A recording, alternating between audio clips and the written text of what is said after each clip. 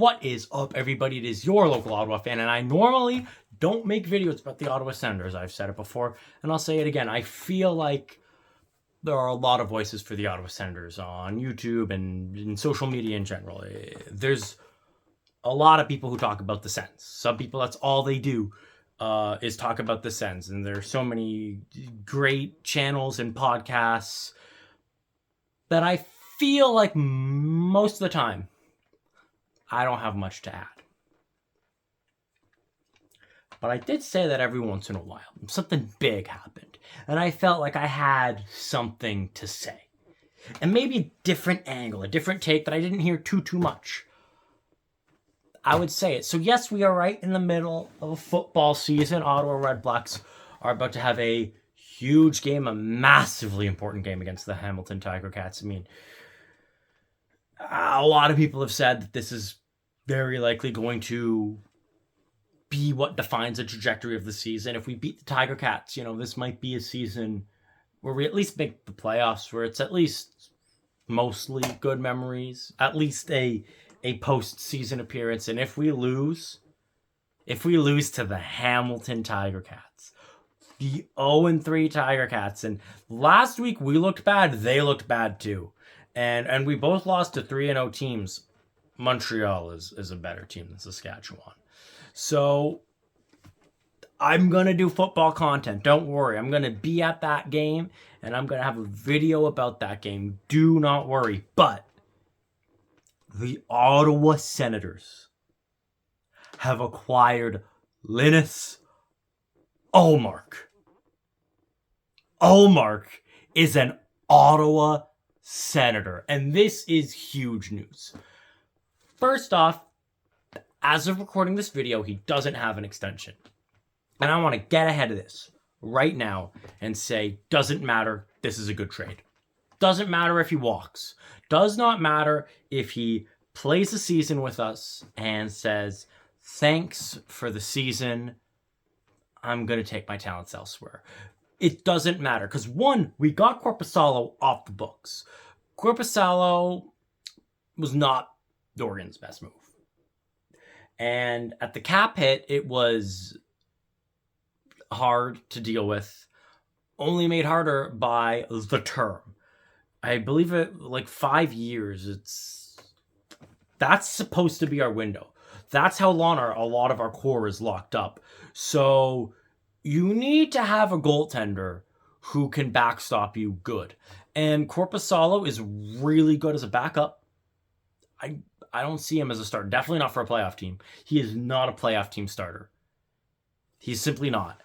And getting him off the books, yes, we've got 25% retained, but that's not nearly as bad as the whole thing. If you ask me, Korpisalo, 25% retained, and the first round pick, that's 25th overall, it was originally Boston's pick anyways. That's not bad. That's really not that bad. And then we also get Ullmark. We gave them Kastelik. I mean, Kastelik for Ullmark, great. Because I would trade, I can tell you this. Last season, Pierre Dorion probably would have traded Korpisalo 25% retained and a first overall for future considerations, just to get him off the books. The fact that we swung Ullmark, it's a win. It's a win. I'll miss Kastelik, sure. He's not going to be the difference maker between us winning and losing, honestly, a game, let alone a playoff series, let alone a Stanley Cup. Yeah, sure, he's had his games. He's a good player. I'm going to miss him. But I'm not going to be sitting there, game 82, whether we make or miss the playoffs, being like, oh, Kastelik would have made a difference. If it wasn't for that trade, we definitely would have had a better record. No. And the other reason why I'm okay with whatever, who cares about the extension? I mean, I care about the extension. Yes, extend him. But let's say, God forbid, knock on wood, he has a bad season. A lot of people have been worried that Korpisalo is going to have a great season in Boston and Ullmark is going to suffer in Ottawa. And his numbers are going to take a dip, and he's going to play below 900 hockey, which, by the way, even when he played for bad teams, he played above 900. And the expected goals against was about the same between him and Korpisalo this season. The expected like if you look into the advanced stats, Ullmark was leaps and bounds above Korpisalo. But let's just say things go sideways, and Ullmark has a career terrible year, and we've taken a swing and missed at Murray, Talbot, Korpisalo, Ullmark. Then we kind of have our answer that it's really not the goaltending, like, at all, and it doesn't matter who we put in net. He's as of making this video, the reigning Vezina winner. Right now, yes, it's gonna change in like a few days, but right now he's okay. He's a year removed. He's a year removed from winning the Vezina. If that doesn't make a difference, if that does not make a difference on this team, then it doesn't matter who you put in net. You could put in Dominik Hasek, Patrick Roy. You could take the best of every single great goalie, roll him into one, put him in net, and it wouldn't matter. If Ullmark can't make a difference, no one can. Let's be completely honest with ourselves. If Ullmark can't make a difference, because all the other goaltenders that we took a swing and a miss, they had some issues. Matt Murray, yeah, he was back-to-back Cup champion. Yeah, he was really good, but people were starting to notice some weaknesses. Weak glove side. He was starting to taper off. There was a clear reason why they were not sticking with him in Pittsburgh. Talbot, hot and cold. Korpisalo never even felt truly like a starter. We weren't going for the best goalie in the league. We're going for somebody who was decent. Decent goaltending only works if the rest of the team is a well-oiled machine, and you don't need to really worry about goaltending. If you've got such a high-flying offense that you know you're going to pop 5 goals a night anyways. So it doesn't even really matter who you put in net. The Sens aren't quite that team. We need good goaltending. We need a goaltender who can steal us a few games. Like a decent amount of games. Ullmark could be that guy. I don't think that this is going to be enough to push us over the edge. And that's, I think, the other thing that I want to say. I do think Ullmark is going to be leaps and bounds ahead of Korpisalo. And I do think that this is that next step that the Sens need to take. I'm not ready to be shouting from the rooftops that we're a playoff team. For 2 reasons. One, I think fans have fallen into that trap before. And I'm going to say the thing. And I hope I don't get burned at a stake for this. But in the past, I'd say 2 seasons, Sens fans have sounded a little bit like Leafs fans. And before you kill me, let me explain what I mean. Sens fans, great off-season, a good off-season, and we start beating our chests. This is it. This year's going to be different. We're a playoff team. Just you watch out. This year's going to be different. And we miss the playoffs, and we're out of it before January. Sounds kind of similar to the other Ontario team. This is the year. Leafs are going to win the cup, bro. Leafs are going to win the cup, bro. This is the year. It's different. And then, oh, would you look at that? Look who lost to Boston in Game 7 of Round 1 again. Oh, wait, 1 year they made it to Round 2. They lasted 5 games. You know?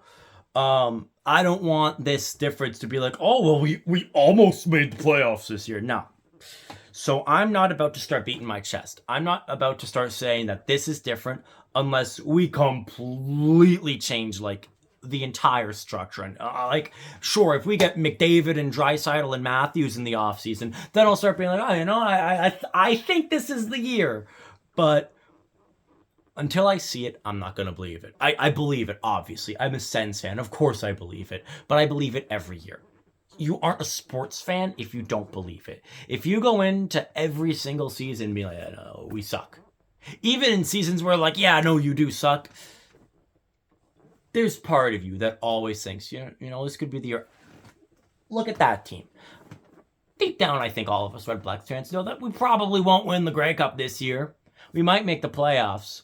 We if we're lucky, we might even make it to the semifinals. We might make it to the division finals, but like, are we really going to beat BC or Montreal? As a Red Blacks fan, maybe. Is it likely? Probably not. But there's that chance. There's that chance. Same with the Sens. Who knows? Maybe Ullmark is the difference between making the playoffs and missing the playoffs, or maybe he's the difference between winning the cup and missing the playoffs. As fans, we gotta believe. But I've mocked other teams. I've mocked other teams and other fan bases for beating their chests over the same thing. One move, and now what? All of a sudden, you've completely changed the trajectory of your team. You've gone from like the bottom 10 to, oh, we're gonna beat the reigning Stanley Cup champions. Let's be real with ourselves. We might make the playoffs. The East is still stacked. The Atlantic is still stacked. It would not shock me if it's the same story again. Oh, wow, the Leafs, Bruins, Panthers, and Lightning all make it back. I hope it isn't. I mean, personally, I would like to see all 4 of those teams miss the playoffs. That would bring me such pleasure if all 4 of them miss. It would be great. I'm not going to start celebrating like we made the playoffs. I think more work needs to be done. There's rumors of other moves that could be made. You know, we might be getting both Tanev brothers. That'd be great. I'm really crossing my fingers that we get Iggy Jr. If we can get to Jagilna in the draft, oh, I want to see that so bad. I want to see him in an Ottawa Senators jersey. You have no idea. We might be moving Chick. And that brings me to my last point. Chychrun and DeBrincat. Why am I bringing up Chychrun and DeBrincat in the Ullmark trade? Because I am a crazy person, and I still stand by those trades. Everybody hates them, and you know what I see? I see a rental price for a rental player. We traded a first-round draft pick for a season of DeBrincat. Do you know how many other playoff teams make that same move every year? They trade their first-round draft pick for a player who they know won't re-sign with them because that might be the piece to push them over the edge. You ask me, that's kind of what we did with DeBrincat and Chychrun. We traded not a lot to get not a lot. Like, yeah, it was a first-round draft pick. The reason why it sucks is that our first-round draft picks have been high because we keep missing the playoffs. But if we made the playoffs with DeBrincat and then he didn't sign with us, I think we still would have, as a collective, called it a win. We would have said, well, hey, he was the missing piece of the puzzle. We made the playoffs thanks to him. Now we just need to go in and get somebody else, which we did in Tarasenko, who wasn't the best, but he was no DeBrincat. But at the same time, DeBrincat has not been like the be-all and end-all, and I don't think he's that missing piece. Same with Chychrun. Is he the greatest player ever? No, but look at the defense that we had, 3 seasons before Chychrun. You can't tell me that he isn't an improvement. He is. It's just, it's not 1 or 2 players that have been the missing piece, except maybe for the goalie position. We'll find out. But for me, it's the same thinking. We paid a rental price. We paid for a player who has a season left on his contract. If we extend him, then I would call this trade a home run, slam dunk win. If we don't, I'd call it a draw. That's where I'm like, I don't think we lost the DeBrincat trade. To Detroit, I think we lost the DeBrincat trade. But to Chicago, I don't necessarily think we lost. I just don't think we won. I think both teams got what they expected out of that trade. Yeah, Detroit fleeced us. I mean, to be fair, we did use that pick and got Ullmark out of it. So, who knows? Maybe Ullmark is going to shut out the Detroit Red Wings in Game 7 and we'll be laughing.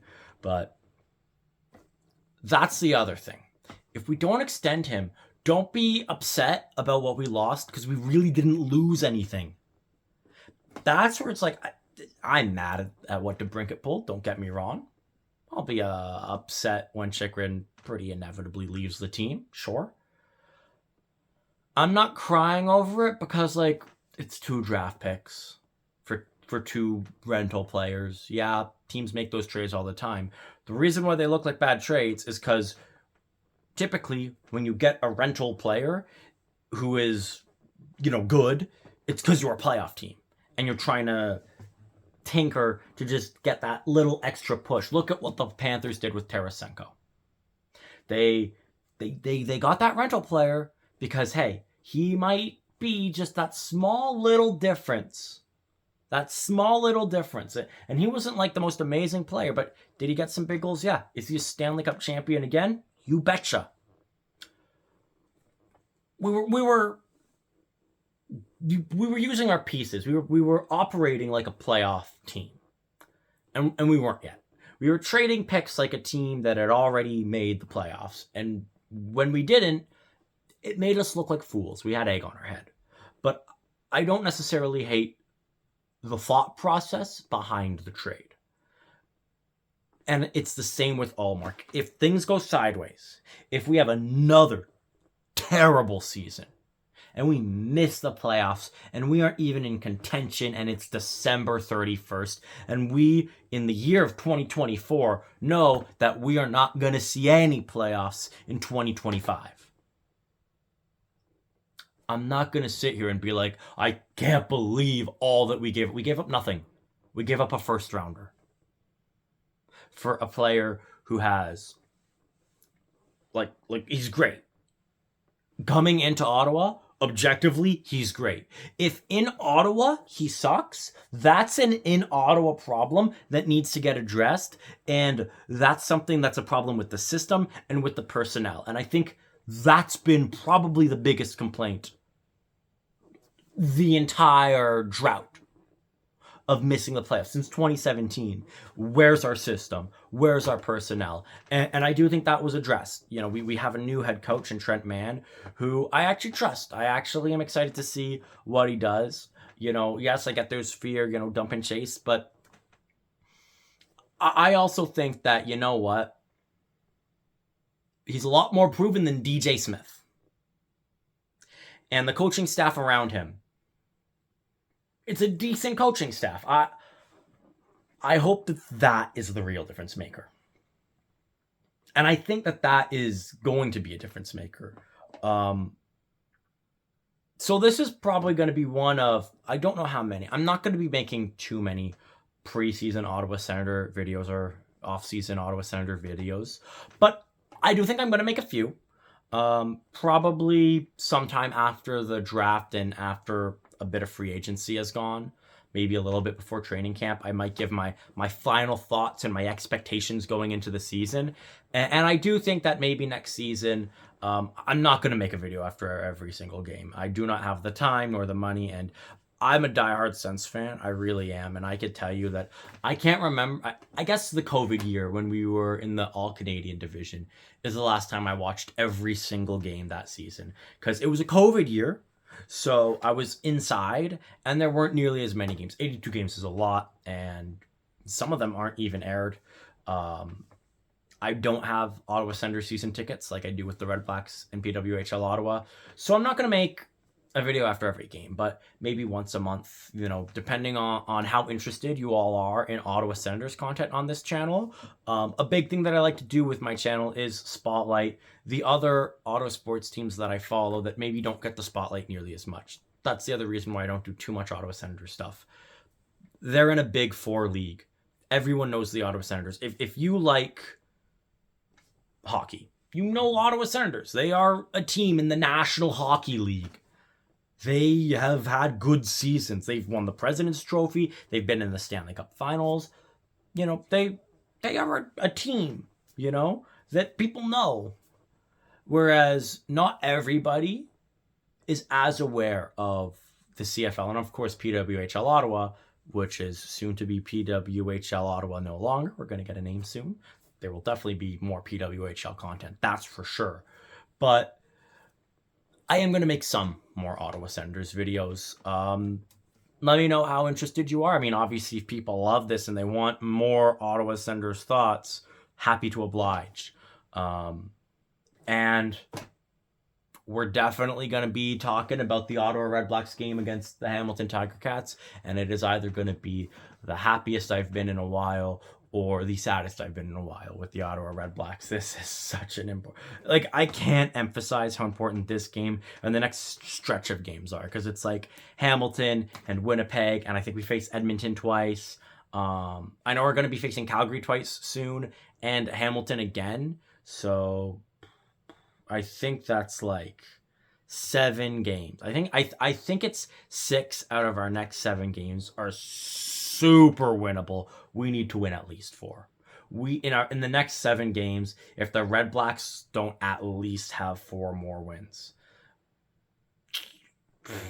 Like, we need to be a 5-4 team by our 9th game. When we're halfway through the season, I think we need to be 5-4. So lots of thoughts on various Ottawa sports things, but the big thing I wanted to talk about was the Linus Ullmark trade and why I think it's a slam dunk no matter what. Worst case scenario, he leaves. And second worst case scenario is he leaves and we suck. But I'd even say that that's not necessarily the worst case scenario, because then we know, okay, well, we didn't even need him and we didn't spend a whole bunch of money like we did with Korpisalo. Or we make the playoffs. We maybe even win a round or two. We steal a round. We face the Leafs in round 1. It goes to game 7. And for the first time, literally ever, the Sens actually win a game 7. All thanks to Linus Ullmark standing on his head. It's literally all thanks to him. He even scores the game-winning goal somehow. If that does happen, and then he walks, I'd be devastated, but also we made the playoffs. How devastated could we really be? And also, if that does happen, you throw the bag at him, because then you say, that was the problem. We made the playoffs thanks to him. You give him a blank check. You give him a blank check, and you say, where do you want to live in Ottawa? Where do you want to live? We will call up the Prime Minister and tell him to pack his bags if you so choose. You give him the world. So the way I see it, those are the two options if he walks, if we don't extend him.